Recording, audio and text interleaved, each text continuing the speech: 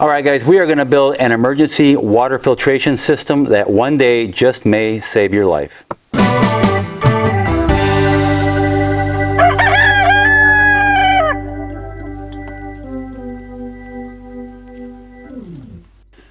Alright guys, so what I've been trying to do here is build an emergency water filtration system that you can use in an emergency where you have access to water but it's not clean drinking water, okay?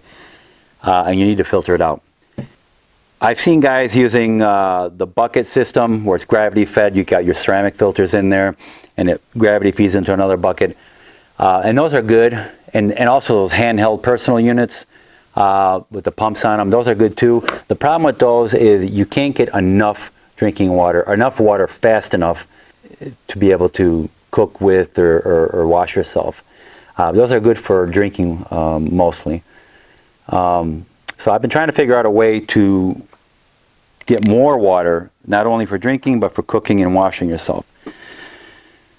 So my idea here was put a pre-filter here, about a 5 micron, using a spun wound filter like this. This is the ones that look like yarn. It looks like all wound with a yarn or string or whatever.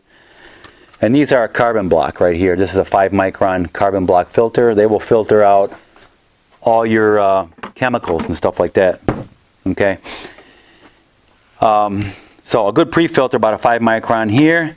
And on the second stage, we are going to be using a Rio or a Dalton Rio 2000 ceramic filter. This has the 6 candle style filters, and they filter in these. They fit inside these units in here on this big blue filter unit. So I did that. I put this hand pump here. This is a diaphragm pump, a Belge pump, just for water transfer. And I did that. I started drawing in water, and everything was working just fine. And as soon as it got into the ceramic filter here, I started getting a lot of resistance, a lot of back pressure. And these weren't designed for that. I didn't know that there was going to have that much back pressure on these ceramic filters. And now that you think about it, well, now that I think about it, the pores in those ceramic filters have to be pretty small because they filter out 99.99% of all your single-cell organisms, like your bacteria, protozoa, amoebas, cysts, and those kinds of organisms that'll get you very sick. So you need a lot of pressure, and this was not designed for that. This is just for water transfer. So I tried it. It started drawing in water, and as soon as I hit that filter, I started getting a lot of resistance, and this really swelled up, and it started leaking out of the top here. The water was going through, but it was more than a trickle, you know, but it wasn't good enough, okay? So not a complete failure, but not good enough for me, because in an event, in an emergency, if this thing breaks, and then you're kind of screwed. This is not going to work. What we are going to do is we're going to take this off, and this little bit of plumbing I have here, and I have here a C-flow pump here. This here is designed for boats and RVs, for their water system on your boat and RV. This pump here pumps to 55 psi, and it's got a cutoff switch right here, and it'll cut off at 55 psi. And when it drops to, I think it's 35 or 40, whatever, it'll kick back on again. I'm going to put a link in the description to the pump where I got this and everything below the video in the description. All right, I'll put a link to all where I got everything. So we're going to need this pump here, because this will pump 55 psi like it would in a house, and it'll pump through here with no problem.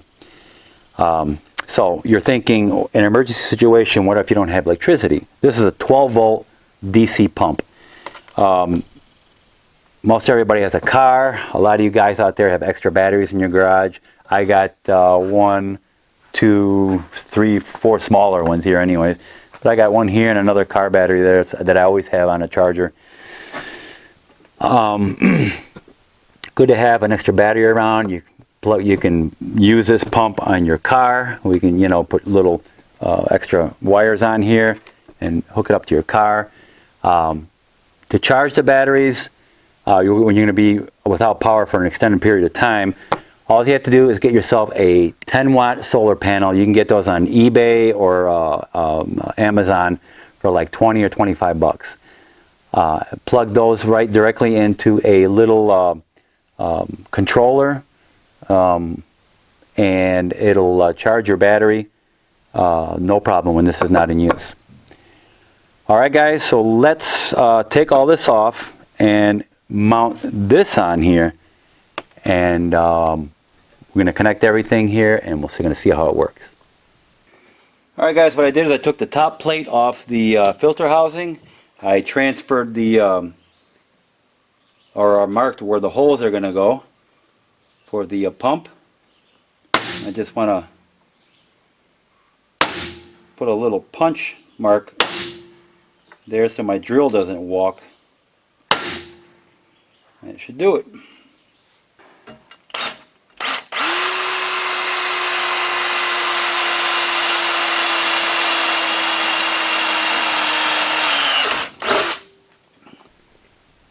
Alright, we have our holes transferred, and now we got to put this plate back up here.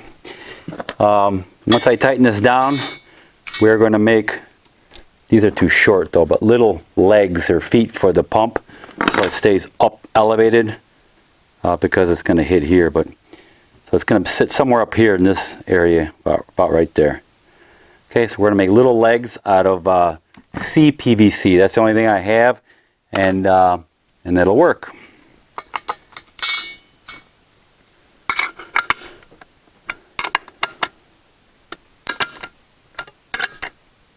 Alright, that's tight. Let's make our little legs for the pump. So it'll sit up here about like this. Alright guys, so we have our CPVC here. This is a 1/2 inch CPVC, and we're going to make little legs for the motor, for the pump. And we just want to mark it. I need them at 2 inches. And we're going to get a pipe cutter, and where the blade is here, you're going to want that right on the line you just made, and then give it a twist, tighten that up a little, give it another twist, tighten it up, and it will cut right through it. There. And I like using a pipe cutter because it gives it a nice, clean, straight cut. Alright guys, I'm putting my screws in now. These are 1024s. The hole here is even smaller. This base here is rubberized, and it's kind of rubbery. Well, it is rubbery. I was going to drill it out so this would slip in and out of there, but you really can't drill it because it's rubberized, and the drill will just expand, or the hole will just expand over the drill. Then when you pull the drill out, it'll just contract back to where it was. It really doesn't cut it. So what I've been doing is just, they're snug, screwing them in by hand, and then just get my drill and doing it by hand, with the drill. There.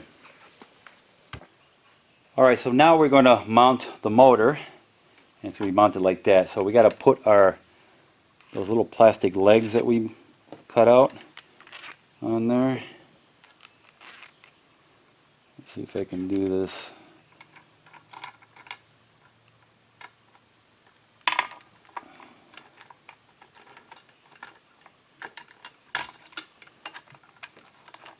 And one last one. Beautiful. Now underneath we have 1024 nuts, but they have the little bit of nylon in there, and that'll keep them from unscrewing. Alright guys, so I got the pump mounted, and I got these hose barbs installed here. Let me bring you in a little closer and I'll show you what I did. This is a 1-inch inlet and outlet for these filter housings. So I got a reducer from a 1-inch down to 3/4, and I got a 3/4 inch NPT hose barb These are 3/4 inch MPT threads here, and this is a 1/2 inch hose barb here.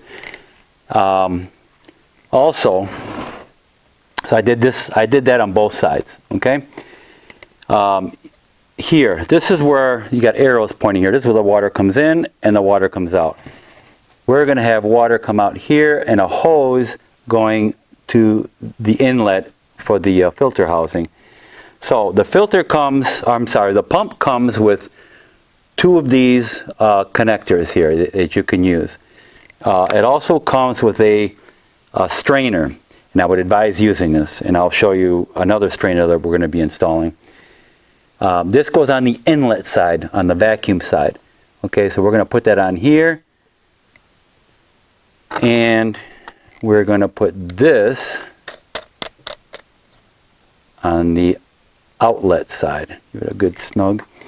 And we're going to connect a hose here and some hose clamps.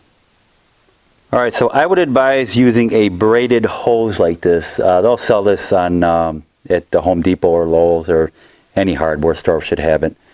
This is a 3/4 inch OD and a 1/2 inch ID on this. Okay, we're going to slip that on here.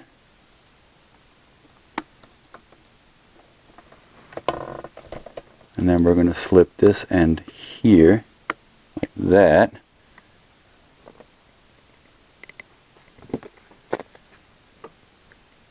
And we're going to tighten that up.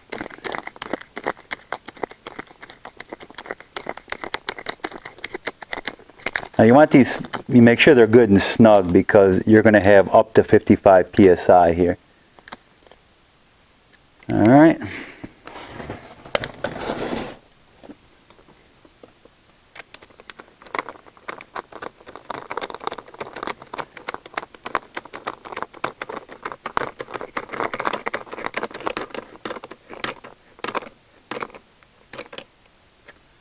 Okay, that's good. Alright guys, so now we are going to put our inlet hose on. But before we start, I got this screen here. This is for a paint sprayer. The threads here is the same threads that you would use on a standard hose. I got this hose barb here. This is your standard hose thread, and I would put that on here like this. Then this is a 1/2 inch here, and we're going to put that on our inlet hose like that, and we're going to tighten this up.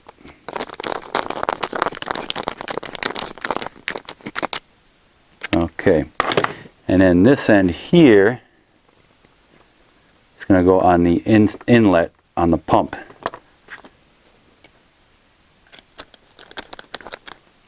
Alright guys, now about this screen here, it's just a screen that'll filter out all the bigger stuff, your sticks and twigs and leaves and things like that, and small rocks.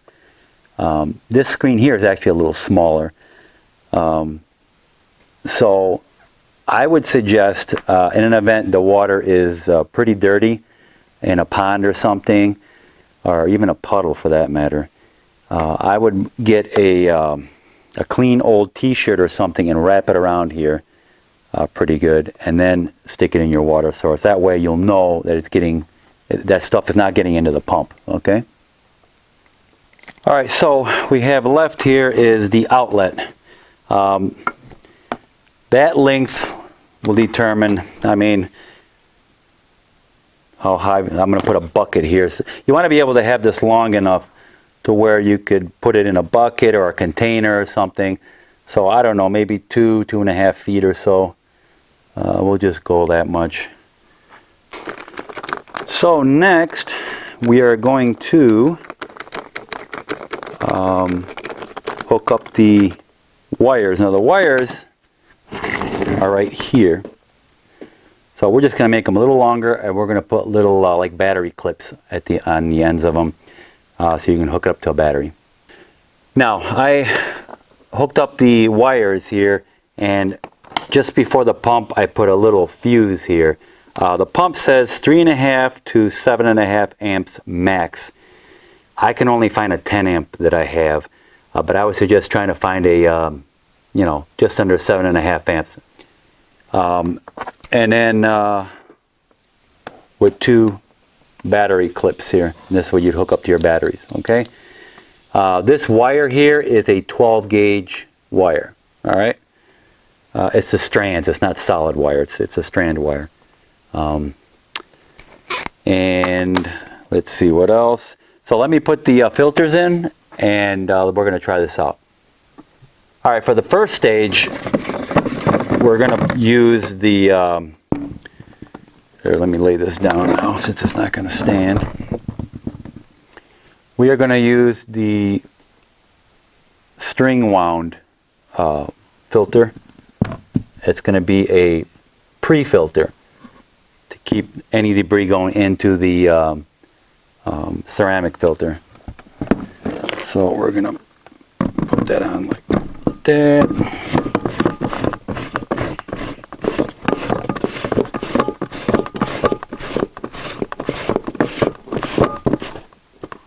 All right, we'll tighten that up in a second. We have to yet assemble the ceramic filters, so that's what we're going to do next. Alright guys, so this is the Dalton Rio 2000 ceramic filter system. These I used them for a short time in my house. They're not good for a whole house filter because it restricts the flow of water. That's how good they filter. But for what we're going to be using it for, or these are also good for an under sink for point of use filtration system. They're perfect for that. But it consists of the 6 ceramic filters here. This is like a little dummy thing here, and this is like the diaphragm. This would go into here. Your filters, you make sure you have an O-ring right here. Your filters will screw onto here. And when it gets snug, tighten them here where the plastic is, not where the ceramic is. And go all the way until it bottoms out. About right there. And you do that to all 6 of them. Now, ceramic filters are extremely brittle, okay? You go knocking them together, or if you drop them, for sure they're going to break. It's just the way they are. Very, very brittle. Alright guys, so this is what your filter should look like all assembled. So essentially what it is, it'll look like your standard filter on top, okay? And then on the bottom here, it's going to look like that. Just like your standard filter. And how this works is, once this is in your housing, water is going to go into the ceramic filter here, up through the center of the filter, into this manifold, and out this hole, and out the filter housing. So let's put this inside.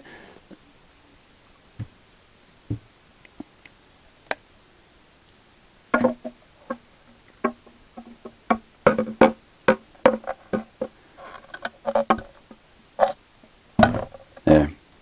Make sure it's all the way seated down, and now we can screw this onto the rest of the unit. All right. Put this on top.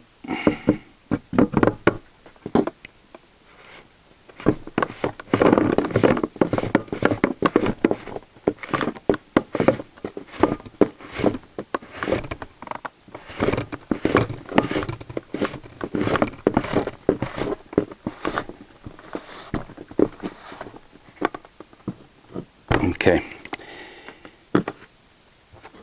Now we'll get the wrench that comes with the filter, the housing unit, and we're going to tighten that down.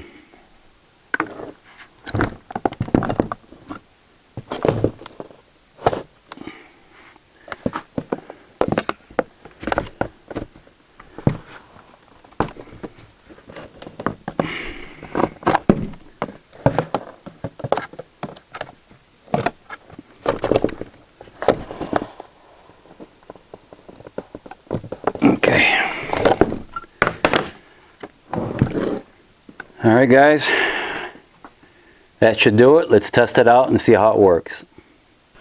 Alright guys, I have my battery. This is a small riding lawnmower battery I have, fully charged.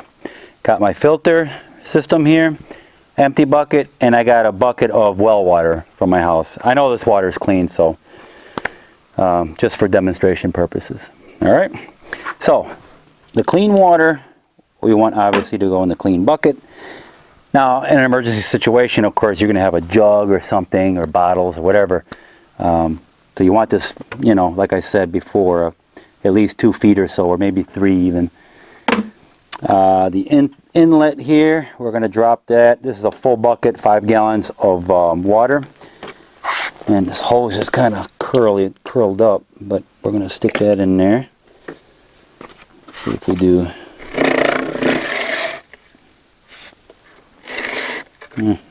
It wants to curl up.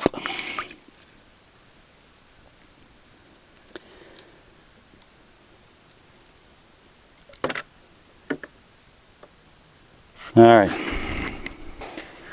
Okay, I'm going to let this run through a little bit, and then I'm going to sample the water. Here we go. Definitely drawing in water. And there we go. Man, that works good.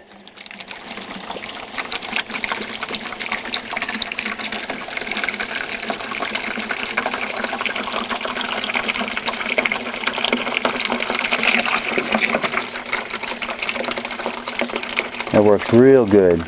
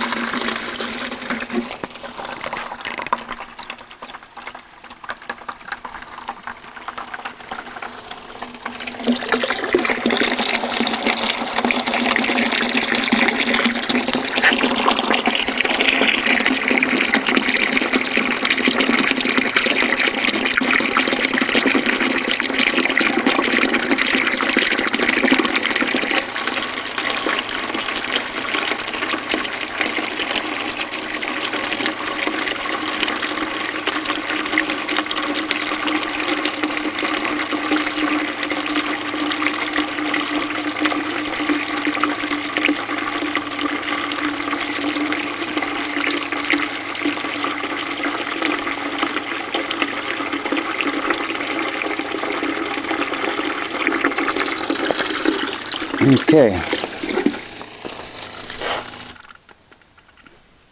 Alright guys, so what I'm going to do now is switch the buckets. Put this water in here.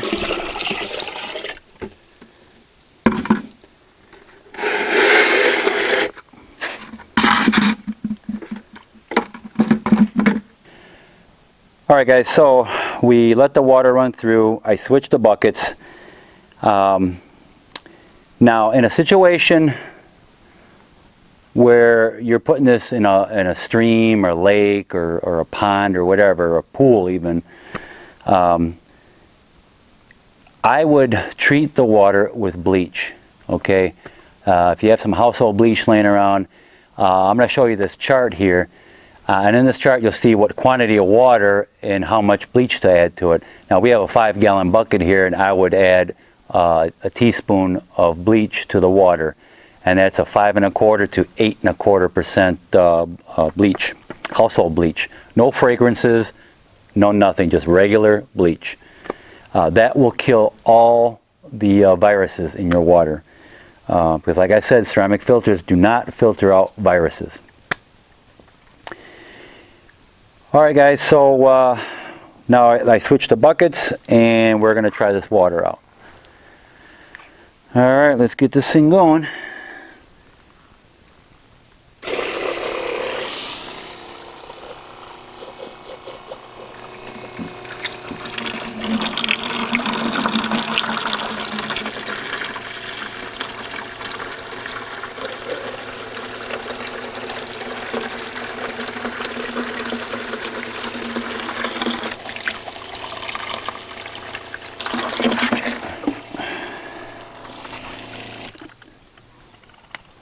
Alrighty.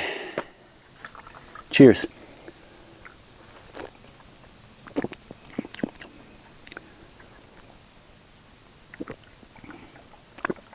It definitely tastes like water.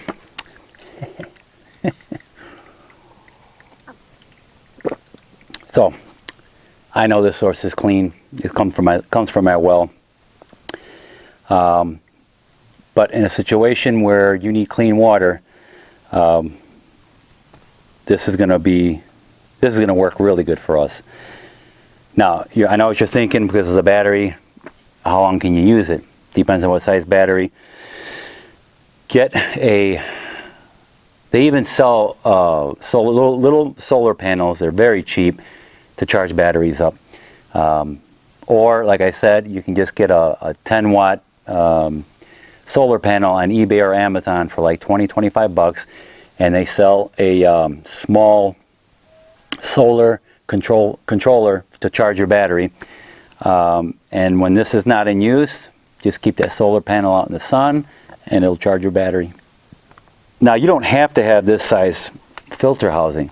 You can get the smaller one, the 2.5-inch filter by 10-inch. These are 4.5-inch filters by 10-inch, the big blues. So yeah, you can even use a smaller filter if you want. But if you want large quantities of water, you see how fast it's coming out. You can fill a 5-gallon bucket up pretty quick. Wash up with it, cook with it, you know, do a lot of things. You'll have a lot of water in a short amount of time. And this is something you can keep in your garage when you're all done with it. Actually, that's one thing I needed to tell you, is when you're done using it and you don't need to use it till next time, take the filter out, dip it in some bleach water.